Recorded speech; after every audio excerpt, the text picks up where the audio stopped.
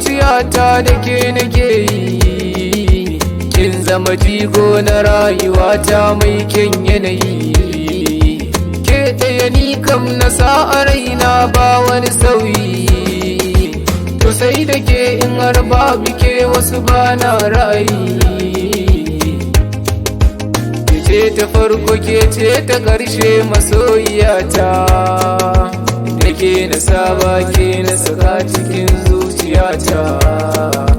ba za na cika ba in babu ke cikin rayuwata,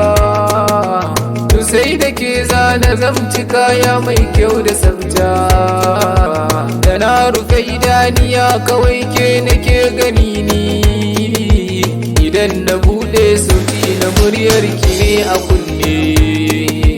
kina da matsayi a zuciyata da ba ma'auni, to sai da ke zana tsallake tudu har da tsauni, masoyiyata a bar yabona a koda yaushe, dare da rana yabanki shi ke fita a harshe, da na yi maraicin ganin ki sai idona ya bushe,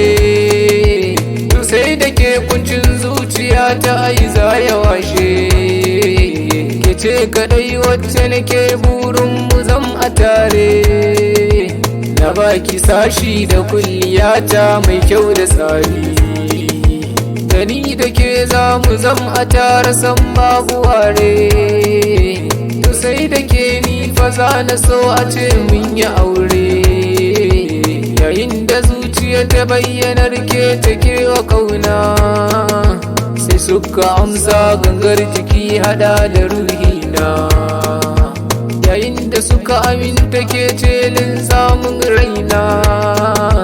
to sai da ke zan yi rayuwa wacce babu kuna, cikin tunanin da na yi a 'yan mata ba kamar ki, ai dukkanin kyau da zangani bai wuce ya san ki, ke kin kasance kuna sarauniya ce da kanki, to sai da ke zana tsinci kaina babban mataki, salam alaiki mabociyar kyan hali da sura, salam alaiki mai kyan idanu da kyan haƙora, salam alaiki waje a 'yan mata baki da tsara, to sai da ke ruhi za ya huta ya daina kara.